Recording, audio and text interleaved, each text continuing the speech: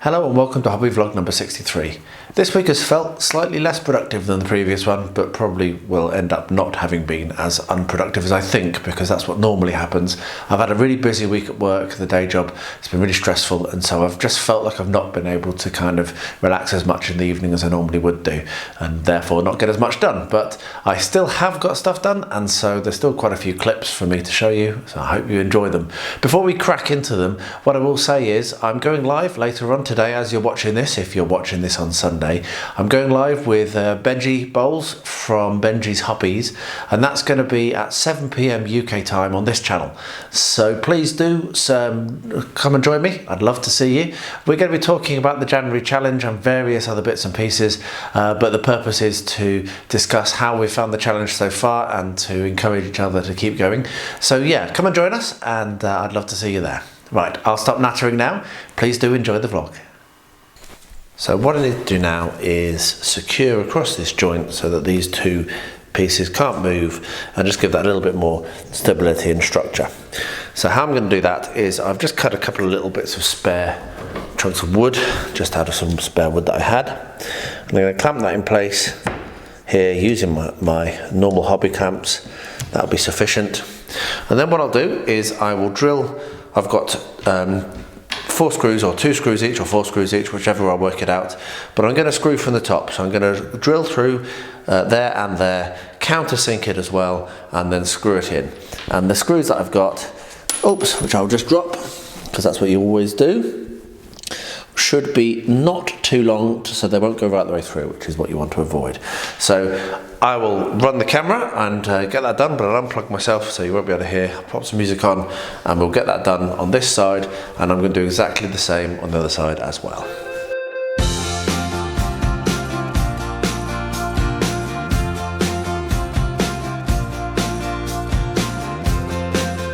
And there we are, that's done. So let me adjust the camera and you can have a little bit closer look at what I've done. So you can see here I've done 2 countersinks, which has been perfect, just enough, and I've put 2 screws in. That's now very solid, and the way that I did it was actually that it does butt up against the front of the unit underneath, so it's also acting to prevent the whole thing sliding like this. So I'll do exactly the same thing on the other side, and then I'll bring you back. For the next thing, I'm going to be working on putting the cork underneath the whole of the track today. That's my plan. So I'll bring you along for a bit of that next. So hold your fire. It'll be a couple of minutes for me, but only half a second for you. So let's get started on this. This is the section of cork that I put down. It's actually some proper model railway cork, but that's not what I'm going to use, because I've got too many corners on this layout. We've got long straights, it's really cool, but this is almost entirely corner. What I need to do first is tack down this section of track. And what I'll be doing is, as I go around, I will mark out where I want to have the cork, lay it underneath, then cut it, glue it, tack it, move on. And that's because I'm not entirely sure that what I've got laid out in terms of track is right. I might find that there's gaps. I want this to be as smooth running as possible, and for that I need the track to not move. So I have some little tack pins. I'm going to be sticking this down with tack pins now, and then I'll be using the ballasting process to finally secure everything in place. So that's my plan. So I will come along and I will tap these nails in.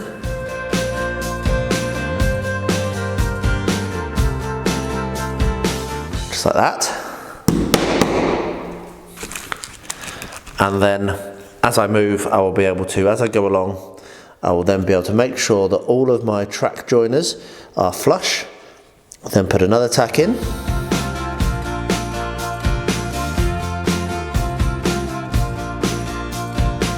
And that now won't move, and I'll now be absolutely confident as I come around this corner that I have no potential derailments or loss of power, and I can be quite comfortable with moving on. So I won't be filming all of this, mainly because I'm still on a wire, because of my wireless died. I need to order another one. But yes, I will show you what I'm doing as I get to it in little bursts. So now what I'm going to do is continue tacking down this section, and then I'll bring you back when I come to the first extra bit of cork. So this is the cork that I have. Unfortunately, as you can see, it's not quite wide enough to go from this edge here, which is where my I've just been working on ends, as you can see. It's not quite wide enough to go from there all the way to the outside of the curve. So what I'll be doing is this. I'll come in with my marker and decide where I'm going to cut it. So the cut will probably need to be done at 90 degrees to make this easier. So what I'll do is I will just draw around the edge of the track like this. Okay, and we'll draw around the other edge as well. And this will tell me where to cut. So I'll make it a little bit wider, I'll cut a little bit on the outside of the line. And when that's cut, I will then do a 90 degree probably there, and then I'll be able to shift this whole thing in and carry on going. That's the plan anyway. So let's see how well that works. So let me get my knife, get that cut out, get it stuck down, and then we'll move on to the next one. And if that works, then this will be all I'll show you, because, well, this is what I'm going to do over and over again. But we shall see. Let's carry on with this. Well, there we are. So that's been cut, and it looks like it's going to be okay. And I've just made sure that what I've done is it will actually sit correctly. So the next thing that I will do is just attach that curve. I've got this glue, Moment Extreme Power construction adhesive, and that's what I'm using to stick down my cork. So I will apply a bead of that down the middle of the cork on the underside, you notice. There we are. This does dry very, very solid, but it isn't quick. So I'm going to be attempting to cut corners a little bit by putting the track down on before it's dry, but I'm not sure whether that's a good idea, but we'll try it out. And then what I've got a little bit of rough cardboard here, and I'm just going to use that to spread the glue out. It's okay to get on yourself, but it's not, well, it doesn't seem to be reacting to me anyway, but still it's better to keep adhesive off your fingers if possible. And of course, if you're nervous, wear gloves. So we'll spread that out. I might have put a little bit too much on. Spread that all over the bottom of the cork, and then we'll put it in place. Got a little bit left over for the next one. So now we can turn that over, put it down, make sure that it's exactly where we want it to. Use the track again to make sure it's exactly where we want it to be. Put some tacks in and then move on. And like I say, I am possibly jumping the gun just a little bit, but you can see that being able to maneuver the cork, just that little bit of bend that it does have naturally, is a good thing to avoid having any gaps in my joiners. So now that is absolutely in the right place, like so. I'm going to pop a tack in there.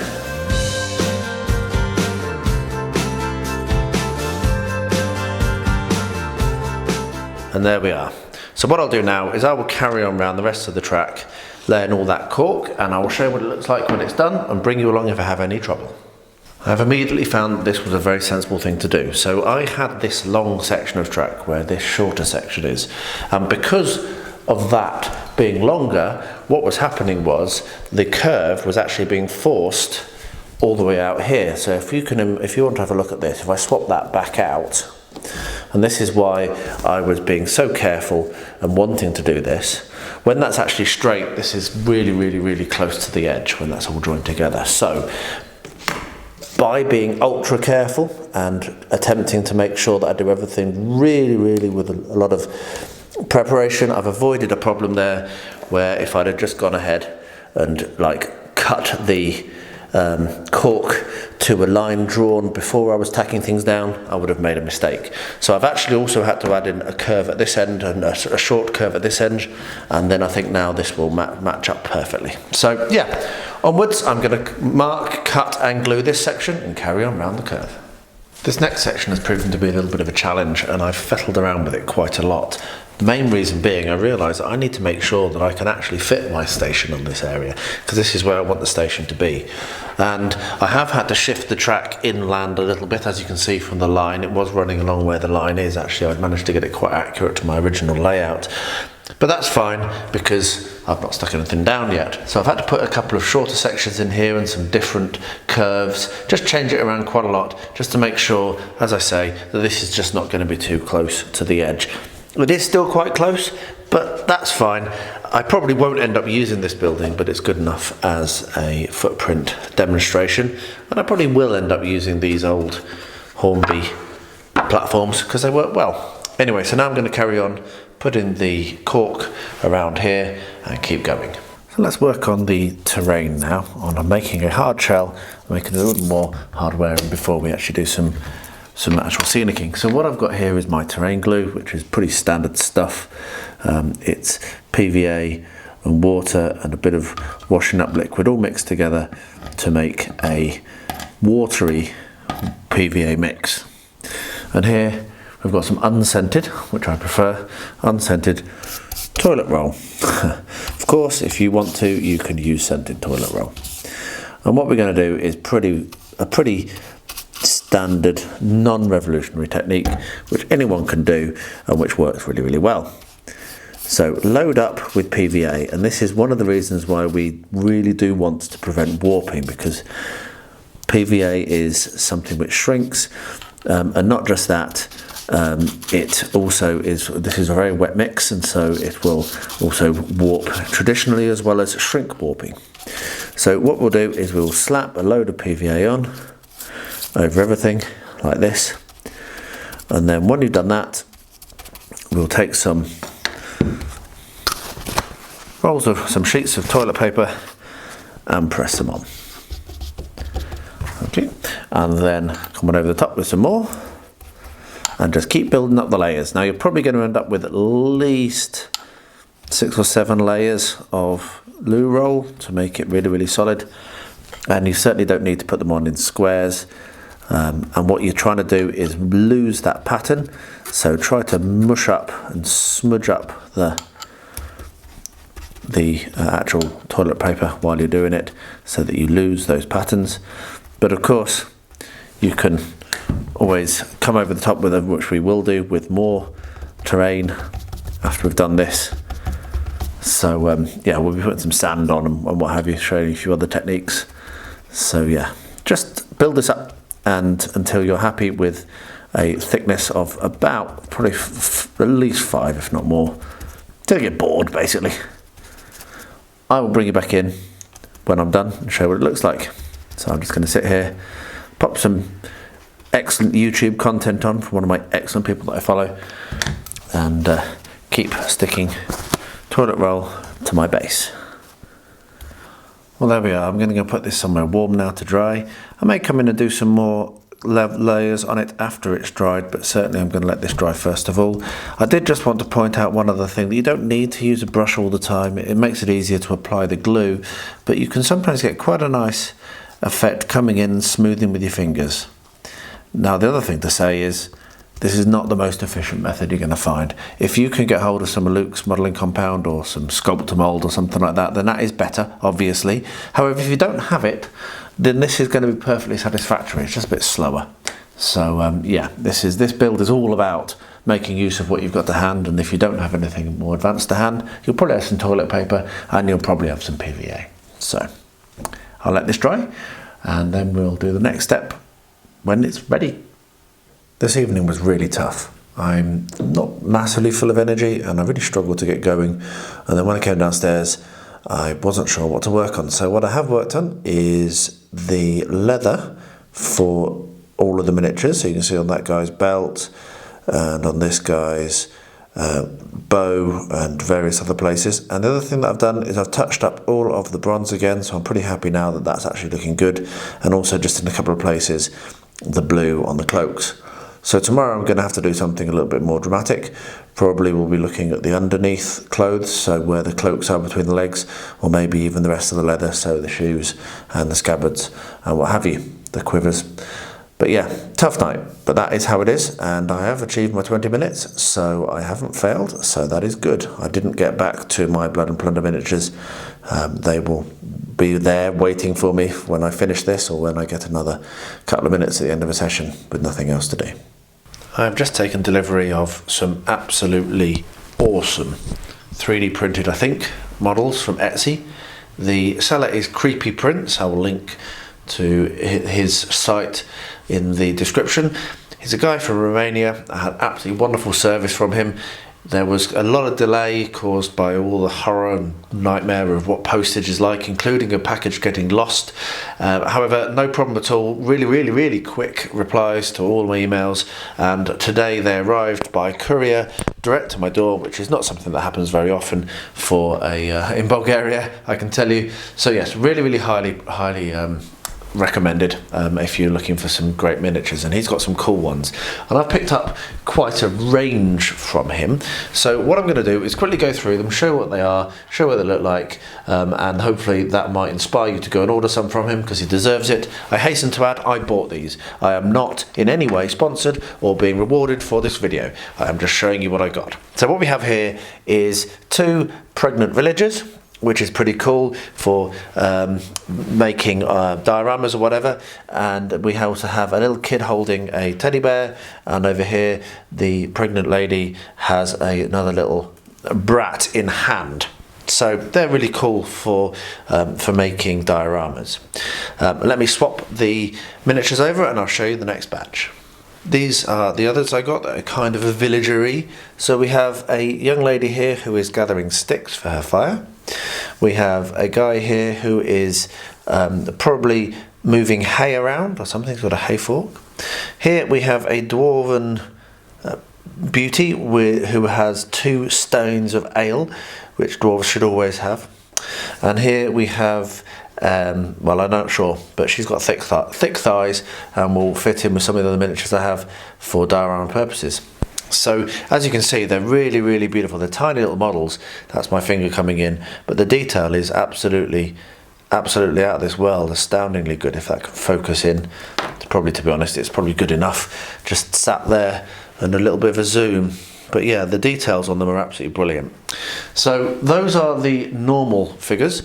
Other 2 things I picked up, which I'm going to be ordering a fair few more of, I really should buy myself a 3D printer, is I got a barrel and a box and a crate, just because I hate making them, and they're useful for scatter, for photographic and whatever. So I'll paint those up as well, just for use in dioramas and photo shoots. So I will swap over, and now we'll go for the more fantastical figures. So this is the first batch. Most of the rest, there's 2 more, the final 2, which I'll show after this. These were the reasons why I actually went over to his store, these 2 on the end here. Someone on one of the painting groups I'm on in Facebook painted that up, and I just thought it looked so freaky and so awesome that I needed to have a copy for myself, and I seem to have actually ordered 2 different sizes. That was partially by mistake. I didn't realise to do that, but that's always good fun. Here we have a dryad, a very small dryad. Now that gives a hint of how he orders it. You can actually pick the scale you want, and so you can maybe find this miniature here and get it in 75mm or even larger if you wish. Here we have a male demon, and here we have a really fine little pixie kind of thing. And this one I probably will get ordered, but on a bigger scale as well, because I mean that's just awesome, isn't it? And I'm very excited to paint that up. It's a girl sat on the back of a rhinoceros with huge horns, wrapped in gold. Really striking. So that would look really good on a diorama as well. So those are some of the other miniatures I got, and let me show you the final 2, and these really are special. So here we are. This again showcases that this tiny one here is actually the same model as this giantess here. I bought that as to paint up as a bust, and will obviously not be useful in games, but this, I can't remember ordering it, and I'm so glad I did, because it is absolutely beautiful. If we move her out of the way and just focus in on this stag hunter dude, have a look at the details on this. It's just beautiful. I mean, the points on those antlers are so fine. Really is a beautiful bit of 3D printing and design. Very, very nice. So yes, there we are. Creepy prints. I'm sure that he doesn't do the sculpting. I'm sure that they're bought. But he does a very nice job of getting it to you on time for a good price. And the packing was, again, it was exemplary. You can't actually argue at all about the packing. It was lots and lots and lots of bubble wrap, very, very securely packed, and no breakages at all, despite my clumsiness. So there we are. That's what I've received this week, and they'll be appearing in videos and dioramas and painting stuff in the coming years. It will take me a while to get through them, I'm sure, but yeah, I'm really, really pleased with what I've got there. There's some really special items to paint up. This has dried nicely, the cardboard, and it is a nice firm surface. What I'm going to do now is another stage which will both add texture and increase the strength of the building. So what I'm going to do is, I've got my terrain paint here. There's a video linked in the description of every one of my videos showing how I make it, but it is basically house paint mixed with PVA and water.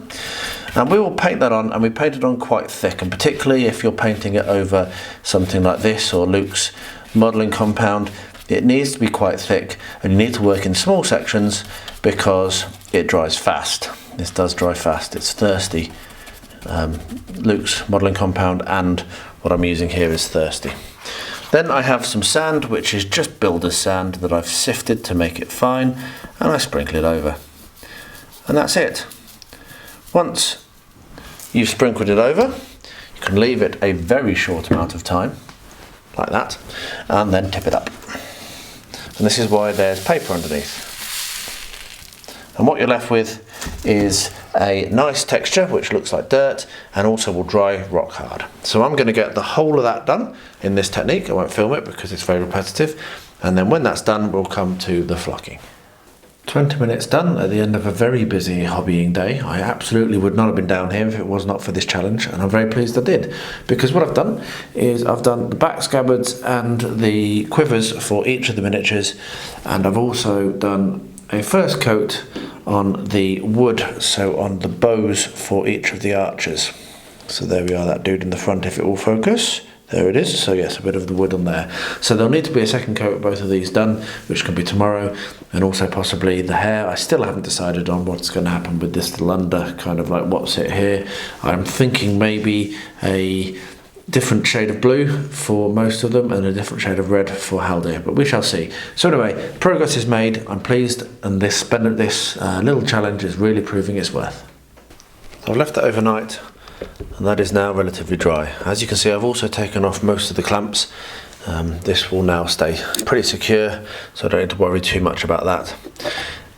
This next bit is a bit of an option. You don't have to do this. If you want to have that sandy kind of pale colour, then don't bother, or paint it with terrain glue to seal it down would be an even better idea, which is just PVA water with washing up liquid in it.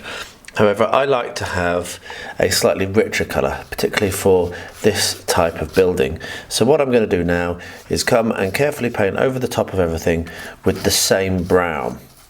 Now this will add the colour, and it will also seal this layer, so when we come to do the flocking we aren't disturbing the sand and getting it mixed up in our paintbrush and what have you. It is a good idea. It is an option, as I say. I would probably seal it with at least with watered down PVA or watered down Mod Podge, or you can paint it to whatever you want your colour of your ground to be. So I'll get that done, and then I'll set it by the fire again. It's cold and wet here, so it won't dry very quickly, just naturally. And I'll bring you back for the next step, which will be flocking. I said it was going to be flocking, I know, but I realised actually, kind of changed my mind. I do actually want to have this a darker brown colour. So yeah, let's get this done, and I'll bring you along for the next step when I get to it. Right, we're coming to the end of this build now, which is really cool. I've really enjoyed it, and what I'm going to do now is I'm going to do the flocking and run the path and what have you, and do that sort of thing. So to do that, I'm going to make use of homemade flock and not shop bought, though of course you can use shop bought if you wish. This homemade flock is made simply using the technique of sawdust, which you can get from any hardware store. Go in there, ask them where they go and cut their wood, and say, have you got any sawdust, mate? And you can almost certainly guarantee that they're throwing it away, and they'll be happy to give you bags of it. Mine is saved from my own workshop, but yes, you can get that from any hardware store. And paint, which is just house paint, and then mix that with water and glue. It's a very simple technique. You can make loads of it, and the reason why I like it is you can get any shade you want. So you're not limited to the shades that you buy. I've not yet worked out a way of making my own static grass as such, but yeah, that's how I do my flock. So while I'm talking, what I'm doing is I am painting on some terrain glue, scenic glue, which is PVA mixed with water and a little bit of dishwashing liquid. And this is how I do my flocking, which is quite a simple technique. I'm now filling while I get to the edge of there. There we are. So what we're going to have is we're going to have a path down here, so we'll avoid putting flock on there for now. And I normally do either a 2 or a 3 colour technique. First thing I do always is I scatter on my dark shade of flock. So I'll put that on not massively thickly, but I do it as a base coat over everywhere where I want to put my flock. And the path is going to curve around like that, so we'll also use this to define the path. I'll come in very shortly and do the path in the same clip, so we'll do the path together. So we put the darker flock. You can see already it's giving a nice mottled appearance. Generally I deliberately leave patchy bits and do it not even, because the world is not ordered and randomness is part of it. Next I come in, this is actually called, the paint I use to make this is actually called grass, and it's a lovely bright one. So I use this very sparingly, but it gives a really nice contrast to the darker green and the brown that will also be showing through. But I do use it sparingly, like I say, because it can overwhelm. So there we are. Finally, what I'm going to do, or next what I'm going to do, is a mid-green. There we are, that's coming on really nicely. And then I'm going to get the same sand as I used for the underneath. Now I sometimes use a thicker, so a larger sand, a larger grain sand, but in this case I think I want to just use my finest, and what I'm going to do is where the track is, I'm going to scatter that over. And that will make it look, I may come in with a larger grade of sand as well, but that will just make it look like a path going over mud that maybe they've just thrown some sand on, literally, like I'm doing. It's quite an easy technique, it doesn't take long, but it ends up looking really nice. So once you've finished this, once you've done everything you want to, and what I normally end up doing is another over scatter over all of the where I flocked of the first colour, the dark one, just to tie it all together very, very lightly, because yeah, it's just how I do it. There we are, just a little bit just to tie it together. That will need to be left to be dried, and then we'll come back and we'll coat it again with some more of the terrain paint, and then we'll be finished. Now I need to decide if I'm going to do any static grassing. My feeling is not, but I might come in and do some longer grasses. If I do, I'll bring you along for that, but otherwise all it'll be is another coat of the paint and we are done. I've just sat down and I've used my picture, which I've printed out, to work out some rough proportions of the building. So if this entire bottom area is 200 across from here to here, which isn't actually the case, but that's roughly what it is, then this building is 100, and then the height of the actual tower here is 50 up to here, etc, etc. So I've been able to do that, get the proportions and work out something that will fit on a 10 by 10. So what that means is that this bottom bit here is going to be 60 centimeters square. Now it won't be fully 60 centimeters because there's some rocks and what have you that cut the corner off, and that's going to be interesting to build. But the first thing I'm going to work on, and what I'm going to use, is I'm going to work on the main building of the lighthouse and the tower, and I'm going to try and get that done. And this may take 3 or 4 attempts, which is why I'm getting stuck into it now rather than pausing. I don't want to be rushed. And what I'm going to be doing is I'm going to use the green foam here. The building is, I reckon, roughly 40. If I look at it on the, if I'm looking at my proportions, about 40 high, maybe 50 high, and that makes it around the same height as this block. So that block is going to be the right height for the building, and I'm going to be looking at cutting that down to a 30 centimetre square, and I'm going to use my prox on. Then what I'll do is I will put the little rim around the edge and then paint it up, and then I'll start to work on the tower. So yeah, it's just going to be a learning process. This is going to be a nice exploration. I've got lots of little bits of XPS that I can potentially use for every element. I'll bring you along to show you how I do it, but I thought a quick explanation of how I've worked out my dimensions and what my thinking process is would be good way to start this video. So yeah, let's get this cut down, and I'll get another couple of bits cut down to the size of the actual tower for the lighthouse, and then I'll bring you along when I come to glue it together and start painting, which won't take me very long because I'm just going to get it done. We are already at the making stage, which is pretty cool, to be honest. So first of all, what I've got is I've got my 30 centimetre square building here. I've come in with a craft knife and I've carved away just a little indent inside it, just so you've got the walls, and then we've got our little tower here, which is held in place currently with the dressmaker's pin. So the first thing that I'm going to do is I'm going to glue that in place. I'm going to do that with PVA because that's going to be the best tool for the job, and I can simply slide that inside the pot. Sorry, that's a bit unfocused. Slide that inside the pot. It'll end up with PVA both on the pin and on the bottom of the tower, and then I can slot that back in to the centre. There we are. That is now stuck and will not go anywhere. Once that's dried, that will be fine. So the next thing that I'm going to do is I'm actually going to paint it as well, because it's so tiny that I can get away with that. Now let me just clear my benches a bit, get the paint ready, and I'll show you that stage as well. So this is quite funny. The paint I've got is this huge pot here because I use house paints. And I've just given it a good stir using the knife. I use a knife because it's easy to clean because it's metal. Giving it a good stir using the knife, and I can pull the paint now off the knife and apply this all over the model. So this will probably take several coats, which is why I'm quite pleased I'm actually making a start quite early. So we'll paint this nice Egipetsky Pamuk, whatever that stands for. I actually don't know what that means. Maybe someone can correct my pronunciation. So we'll paint this on, and we'll let it dry, and then we'll paint it again, and then we'll let it dry, and then we'll paint it again, and we'll do that until we can't see any green coming through at all. So that is how I'm going to start off. I'm going to go do something else while this is drying, and I'll probably try and do another coat this evening before I go to bed, and then I'll do another coat first thing when I wake up, and then that will be hopefully ready for the next stage.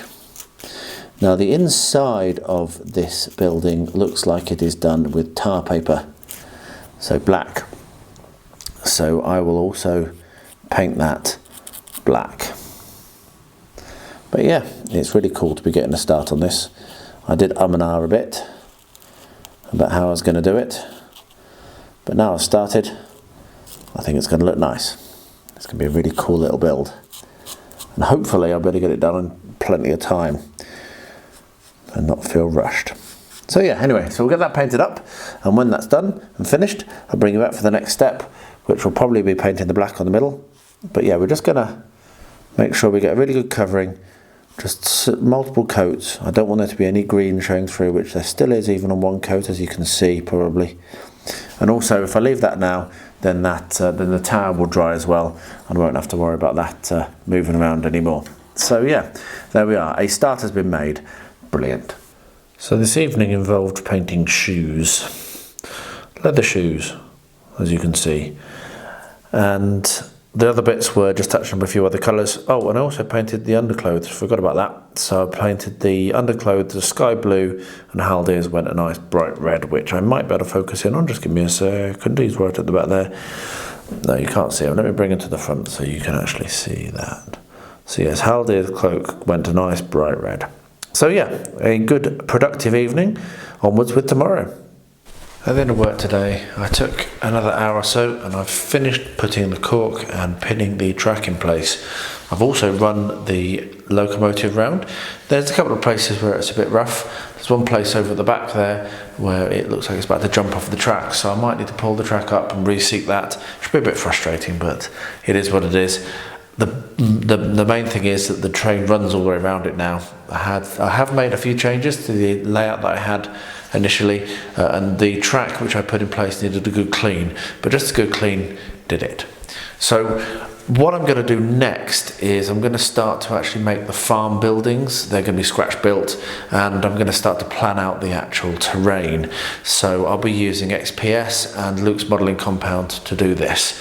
The idea will be that there will be hills coming up, so you have a relatively flat farmland, and then it will rise up over here and then slope back down towards the back of here and where you enter the church and where the station is. So it'll be kind of sloping up here, and that's the idea. So there'll be a visual block, and I might even bring it over here and have a tunnel, but I'm not sure. But I am thinking that I should have a tunnel somewhere, and I think a short tunnel here might be quite nice coming out into the station. So anyway, the good thing is that all of the track is laid, it works, the train runs around it, and now I can start on the scenicking. I've done a couple more coats of paint on this, and I've just had a bright idea. This is my grout mix, and it's been in the fridge for ages. You can see there's some water there, and it's actually still usable, which is a really interesting experiment. Now obviously that's slightly too light for the colour that I'm looking for, but what I think is if I can put a couple of coats of this on, it will give a nice texture, which is a bit closer to what I want, and it will also seal the whole thing just a little bit better than just the house paint will. And then I can come in with the same colour that I'm looking for and cover that again to get the right tone. So I'm going to do that. I'm going to paint my grout mix all over this, and that should then give it it could be a little bit more hard wearing. Obviously this is a diorama, so it's not a playing piece, so being handled really regularly isn't an issue, but you still don't want it to be easy to damage. So yeah, I'd forgotten about it. I just made myself a cup of tea and saw this container in the fridge and realised what it was. So let's get that done. So I will paint this on. I may end up having to do 2 coats of this. It dries very quickly, so I should be able to get that done very soon, and then apply the colour that I want, and then we should be able to move on to the next step. Not that I know how I'm going to do that, but hey, it's a voyage of discovery.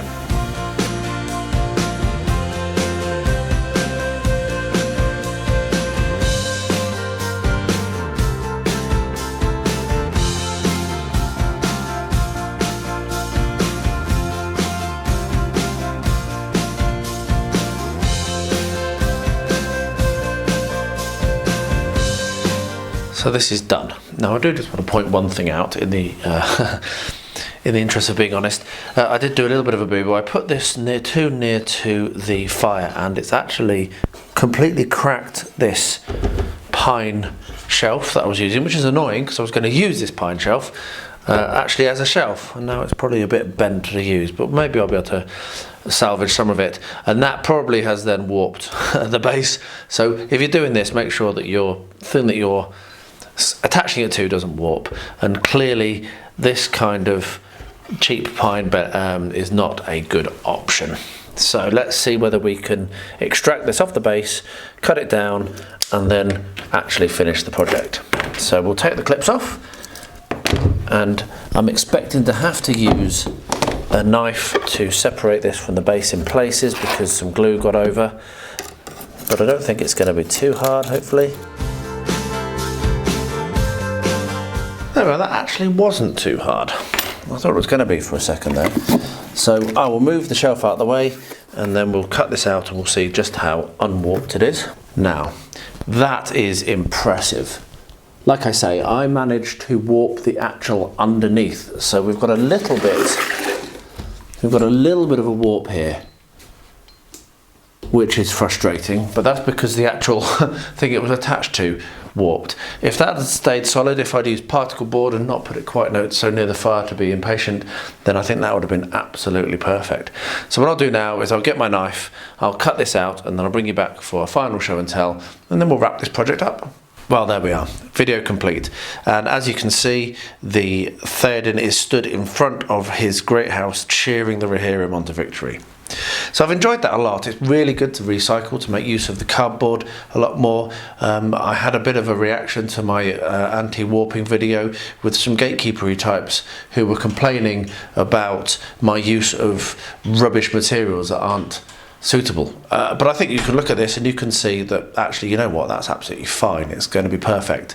The least hard wearing part is actually the roof. And that's not cardboard, that's using a very traditional method of filler, which I just didn't add PVA to. So yeah, it's nice to have successfully made something with materials that most people would throw away. If you've ever done anything like this, then please do let me know, I'd love to hear. So there we are, that's what it looks like, it's done. The couple of coats that I put on at the same time have worked really well of the grout mix. So I'm going to put another coat of this paler colour on over the top, and then I'm going to be moving on to a slightly different task, which is going to be building up the base. So we'll paint this up with that pale colour if I can get some. I might need to mix it a bit better than I am now to actually get some. Separates out very quickly, this paint. There we are, that's better. So a bit of a mix, and we can get the right colour back onto the walls. And then what I'm going to do is I'm going to start working on the actual rocky base and the outcrop and the thing that this will sit on. I've got some blue foam together, and from that I'm going to build up not a stupidly high outcrop, but I want it to be relatively high. This is a lighthouse. One thing I've not really been able to find is a very good angle of it from sea out to sea. So I don't actually know how high above the sea it is. But I must admit that it's a lighthouse, so I'm going to say that it's relatively high up. So there we are. We've got the right colour now, we've got the texture. We have protected our foam from anything that I use, like super glue, if I decide to use super glue, which I might very well do for the windows and the edging, because that's going to be very, very detailed and hard to do otherwise. But that can now be left to dry, and the first part, the building, is very much nearly complete. I still haven't worked out how I'm going to actually do the light on the top. So I'll wash my hands because I got a bit dirty, and then I'll bring you back and we'll start working on the actual base. So here we have our 10 by 10, and here we have my picture. And what I'm going to be doing is, as we saw with the sketch, we will be having a rocky outcropping which we're building up in this area, relatively steep down into the sea I think, but flat off to this side. So there'll be a path coming in from the right over here, but it'll be a relatively steep kind of like drop off into a sea effect down here. And I need it to build up to this which is 60 centimetre wide, but slightly off centre I think. I don't think I'm actually going to do it on centre, I'm going to do it slightly off centre, and that's what that bit is going to be, that wall there, and where this building that I've just been working on actually is going to sit. So here we have some blue foam, and you can see that I've just used the Proxon to square that off and make it nice and 90 degrees and straight up. And so what I'm going to start to do is, using my pencil, I'm going to start to mark out roughly the shape that I want here, and that's going to be something which I will then cut out, probably using the Proxon as well, and I'll get the shape, and then I'll build another one, and I'll get the shape, and then I'll build another one, and onwards like that. So what I probably should do as well is make myself a 60 centimetre square template, which I will do now, and use that on top of this just to make sure that I'm always retaining enough space. So I'm going to do that now, and then I will mark out a load of these, cut them out, and I'll bring you back when I'm about to start gluing, because it's going to be a little bit repetitive. But yeah, this is the nuts of the build really. I think the top of the lighthouse is what I'm not sure how I'm going to do, but I have some ideas. but yeah, going to need to look for some bits and pieces to do that. But this needs to be done first so that I actually have a base to stick it all to. Well, there we are. So I've gone for 4 layers above the base, which I think should be okay. I hope it is. I think it looks good. Here is where the tower is going to sit, and you can see that I basically started to cut away where the next layer, the rock layer, which I'm going to have to actually do as well, but this is going to be built into the rock. So the rocks behind will come along here, and the actual platform that this is sitting on will be underneath the rocks, which is how I want it to be. The path will come in along here, and so there'll be a gate at the front and a door at the front, I think, and then this will all be cliffs, and then the sea will be down the bottom, maybe with a tiny ship on it if I get time. So what I'm going to do now, after I've cut this bit here, which I've just realised I've forgotten to do, is glue this all together, and I'm going to use gator glue for this because I want it to stick very nicely and I don't want to be waiting for ages. So I'll do that by putting a thin layer of gator glue on each one, putting it all together all at once, and then clamping it tightly using my ratchet clamps. And when that's done, that'll be me for tonight. I will put it to one side and come back to it tomorrow. But yeah, really good to get some progress on this, and I'll bring you back probably tomorrow after it's all dry, and we'll have a look at the next step. 20 minutes done, and this evening I managed to get the fletching on the arrows done on all the miniatures. There's only 4 of them. I did think I had more archers in this set than that. I also did all of the silver and the handles of the glaives, or whatever they're called, the swords that the elves are carrying. So that's really cool, happy with that. That was enough for me to just have time to do the skin on 1 more of my Native Americans. So a really good productive evening, and yeah, cracking on. We're left with basically the hair to do, a final touch-ups, and then the wash. So yeah, we're really close. It might even be tomorrow I finish, but I'm not sure. But we're really close now on finishing the elves, and then I can crack on with all of these Native Americans that are backed up and waiting. As you can see, the cliffs have glued together nicely, and so now we're on to the next step. Now the next step is to do this low wall, which goes all around the courtyard area here.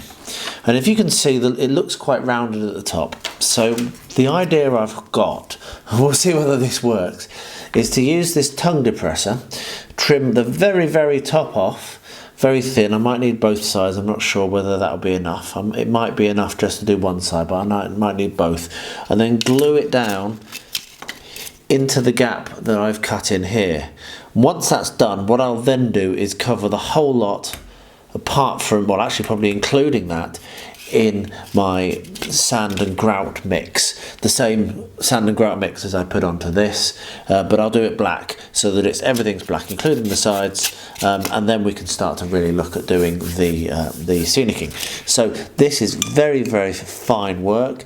I only really want it to be maybe 3mm. So what I'm doing is, with my Stanley knife and my Mark 1 eyeball, which obviously is not all that accurate, it'd be better if I had some computer aided thing doing this for me, but I don't, so I don't own anything like that. What I'll do is very carefully and in multiple passes, and I had already started off before I started filming, just so I looked to see whether it was actually possible to split this like this. I'm going to split that off, and then I'll glue it in place. So the key here is to not try to do too much at once. There we are. A good, sharp, strong blade and several passes, and what we have now could be a little wall. And so what I'm going to do is I'm going to look at gluing that in place on there. I think that's going to work very nicely. So I'll get that done, get it glued in, and then I'll bring you along for applying the mix. Yeah, there is a video link below which shows you how I make that. So if you're not sure, go and check that out. But I'll just show you how it looks like when it's being applied, and then that'll be probably have to be left. I do still need to work out how I'm going to do the top of the lighthouse, but I'll get to that probably tomorrow. I have some ideas, but I'm still mulling it over. So I'll be back in a bit when this is glued in and when I'm ready to apply my grout mix.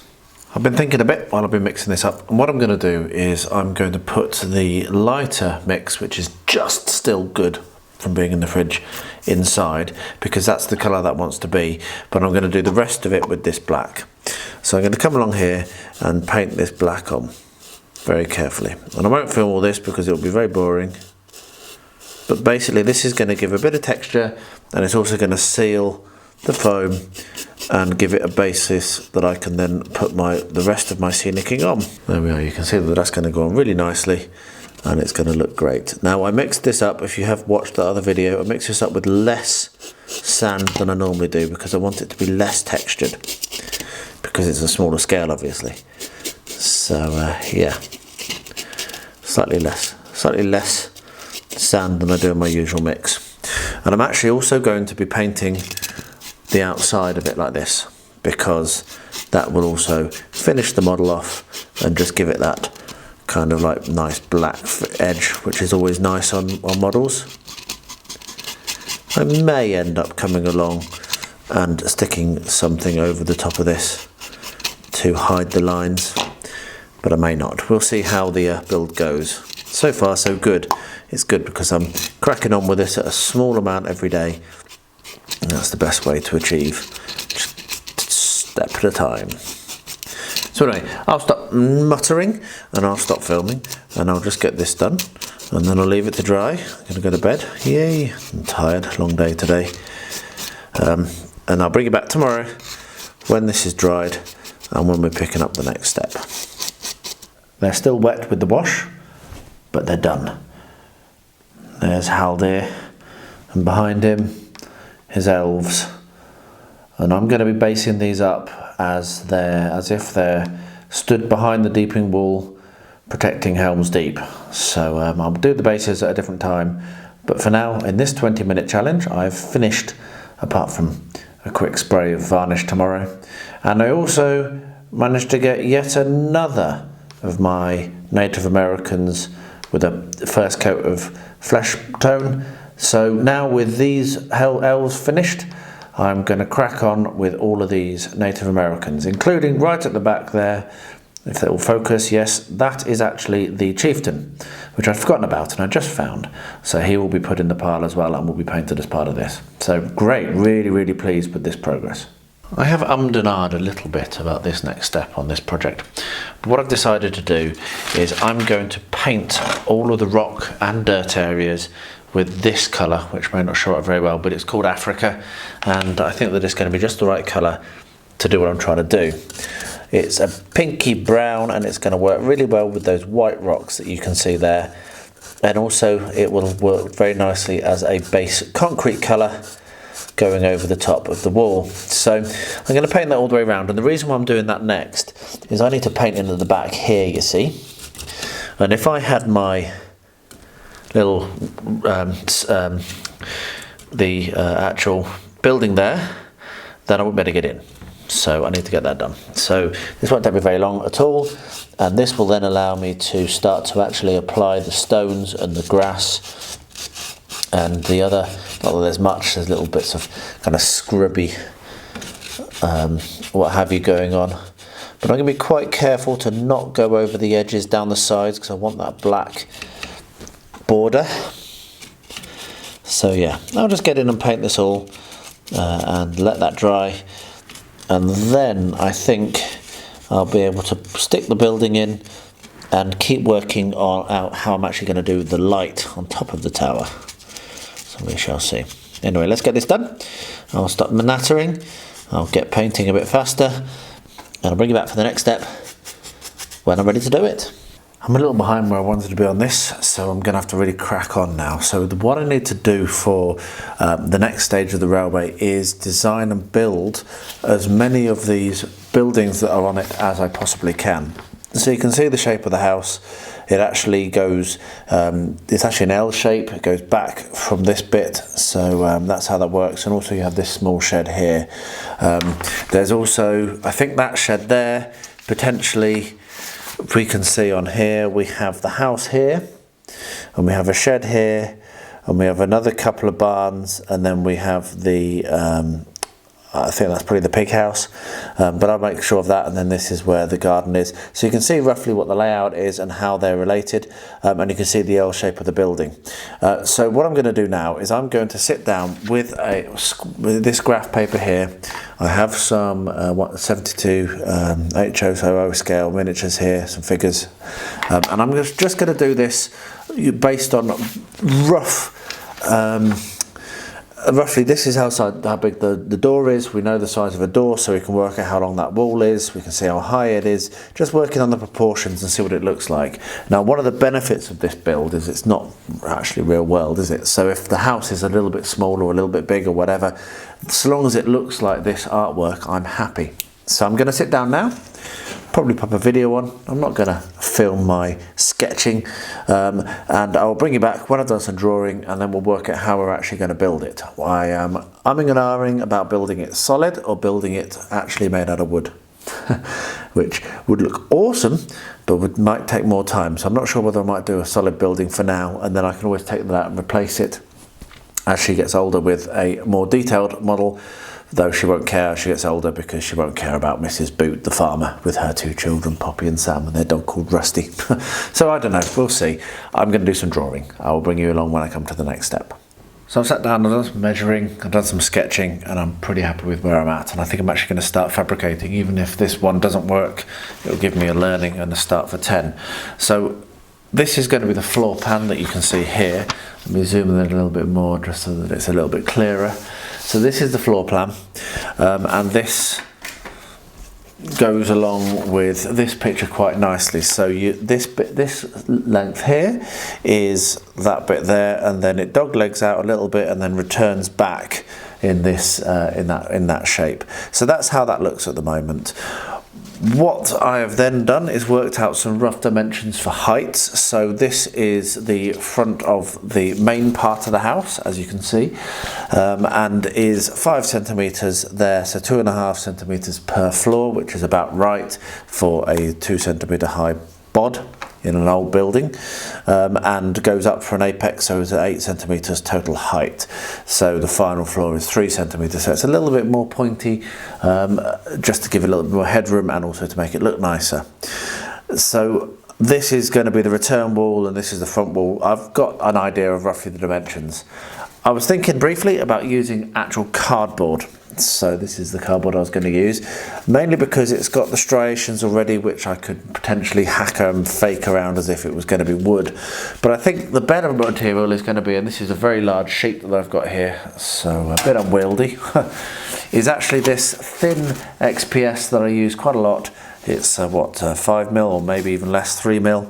And that I can score with a wire brush, or I can carve into with a knife or with a pencil, and that will allow me to both do something that's a little bit more structurally stronger than cardboard. I'll be able to put pins through the bottom of this to join sections together, which I do quite a lot, and glue it using some strong construction glue, and it should actually mean that I can cut through. It is going to be a bit thick, but I might even be able to do some small interiors, is what I'm thinking, if it works well. So the first thing I'm going to do is I'm going to, and I'll zoom out now, I'm going to use this humongous sheet that you can see here, and I'm going to cut out the shapes that I need, so that I have a flat pack of the building. Then I can roughly assemble it using pins, then I can glue it in place and I can paint it, and I'll be done. As simple as that. Let's see how simple it actually turns out to be.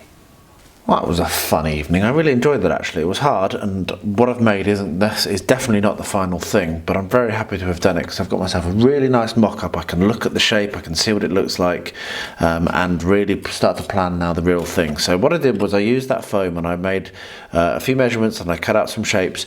You can see that this is off center because I made this end the wrong size, so I just trimmed it down. I decided by that point I'm not going to keep this, so it's fine. It gives me the floor plan. The floor plan looks really good. The miniatures would it would be big enough. It's a small farmhouse, but they would be big enough for a prototype.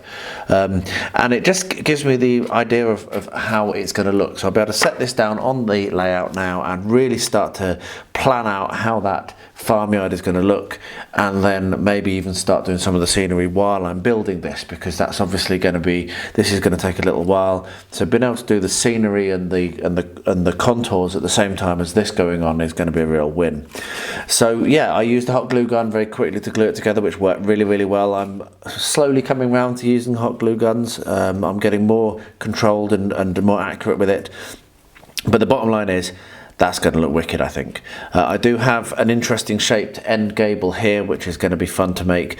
I think what I'm going to end up doing is using this cardboard, which is nice and strong. It's very rigid. It is actually corrugated, so it's actually quite strong. It doesn't bend very easily. It's quite hard wearing. And if I'm not happy with the finish, then I can actually go ahead and put some wood coffee stirrers on it to do the wood effect. But it might even end up being okay. So I might go with the cardboard in the end after all. Anyway, there we are. Progress has been made. Very, very happy. I can now go and put this down on the layout and see what it looks like. And yeah, maybe next time I come to this, I'll actually start to fabricate the real thing, which is really cool and very exciting. It's going to be perfect. That really is good. Today is a very good day. Today I received my mini mail and my Terrain Essentials book. And I'm so pleased, because I've been waiting for this, and I've been waiting for this moment. Here we go. Oh dear, that new book smell. And that new book smell and all of that, look at that content. All of that beautiful content from Mel. Mel being the guy who I would say is my terrain godfather as such. He is the guy who I inspired by most. His honesty and his presentation style are ones that I love watching his videos, and yeah, having this is wonderful. So thank you, Mel. You've done a wonderful job from what I've flipped through so far. I've had a very brief look, but I can tell you what, this is going to be some interesting reading for me. And this is going to be painted up, and I'll be doing that on camera in detail. So so you all can join me along while I paint up Mini Mel. Not totally sure what I'm going to do, but certainly going to do the one with the crazy hat. But I'm not sure when I'm going to do it. But yeah, there we are. The Terrain Essentials arrived today. I am very, very happy. My postman was busy today. Another thing that arrived today was The Labyrinth, which is a book by Simon Stellenhag, who is just a fantastic artist. I've got the role-playing game, and my mother bought me the board game for my birthday, which I'm waiting on receiving, and I also got 3 beautiful prints, which I'm going to be storing very, very carefully and asking Angela to frame for me. So that's basically a story art book. So there's a story in it, but there's also beautiful art. So it does both things, and is going to be a fantastic read. I'm very, very, very excited to get stuck into that. I really love his art and his imagination and his style. So yeah, very, very pleased to receive that. That was a bit of a surprise. I was a bit surprised to receive that, but it was a very nice surprise, obviously. As I say, a busy day. So I've received another Ebma bottle stand, which I have 2 of now. One of them is downstairs at my painting desk. Another one, this is going to be for upstairs, because I actually managed to knock my Tamiya extra thin over, and I don't want to do that again. I have another bottle coming. I lost about half of it, which is a real shame, but these are brilliant. They're less than a £5, and they're really, really reliable, and they come with all sorts of different attachments and size, whatever, so you can secure various different sizes of bottle. Yeah, that's just, yeah, I'll be putting that together, and you'll see that just being used on the channel. The other thing underneath it is something else and something new, which is a rod, tube and wire store. So I will do a build video. I won't put it on the vlog because that would be boring, but I will do a build video. This is going to be used to store my MDF, basically because it's messy at the moment and it's not very organised, and it's hard for me to maintain what I've got and what I need to order more of. So this is going to be made, and I will do a build video, as I say, but for now, yeah, that arrived as well. I now need to do this. And I'm not going to try to do the angle, I don't think, because it's going to be much too tiny, though I might be able to with a little bit of effort, but I'm not panicking if I can't. But what I'm looking at doing are these little kind of crenellation-y kind of arches things. And I've come up with an idea, and it does work, so let me show you what I'm doing. I have a propelling pencil here, and what I can do, if this is going to be visible, is I can push it in and just kind of like drag down, like so. And that there is giving those little crenellations there that you can see on the picture. So yeah, that's one problem solved. Quite pleased. It's the first idea I had, and it worked okay. I'm happy with that, so I'm going to get that done. What I'm then going to do is stick it on. I'm actually made a little bit of a mistake here, I think. I probably should have got the whole tower done without the lighthouse bit before I painted it and what have you, because now I'm going to need to glue that on and then rough it up and then paint it on, what have you. The thing is looking at the picture, it is grey, so I might be able to get away without having to do too much, but I certainly am going to need to stick it on. I'm probably going to end up using gator glue on that so that it's a nice strong hold, and my idea for this is going to have to be revealed soon because we're going to have to do it. So anyway, so I'm going to get that done, get that glued on, and then I've got one other process to do right now today, and I'm going to try to be doing the rocky kind of the land around it. I'm not sure whether I need to do some more on the cliffs, but we'll come to that. I'll stop talking, let's get on, I'll bring you back when I get to it. So I decided to remove the tower from the base there and glue it together, and I also cut a new section using my Proxon just to get it exactly 1.5 centimeters square. So that is now drying in a clamp with the gator glue, and I've saved the pin, and I will use the pin to pin the two things together again when I come to it. So the next thing I need to do is work on the rocky terrain that you can see on the picture as you were coming into shot here, and it goes all the way around. It's basically the whole thing. So there are some quite large rocks, but mostly it's very scrubland. And what I happen to have, very helpfully and very usefully, is some Luke's APS's Mediterranean soil base ready, and I think that is going to be absolutely perfect for this. So what I'm going to do is I'm going to make use of his fast drying basing glue, and I'm going to paint that all over all of the areas apart from where I want the path to come in, which is going to be just around here. I actually need to put a gate in there, don't I, as well, at some point. So I'll leave a little bit of a gap here where I don't want to have any glue, but I'm going to paint it all over here and all around the back, and actually down the bottom, and maybe even I might use it on some of these outcroppings, and that should be actually enough for me to do the base, which is good. Now I have realised I've sat down and I've not put any paper underneath, which I need to do, so I'm going to go get some paper, and then I'll bring you back and I'll probably put some music on while I do that. But yeah, I'll just go and put some paper underneath, and I'll be back very shortly with me doing it.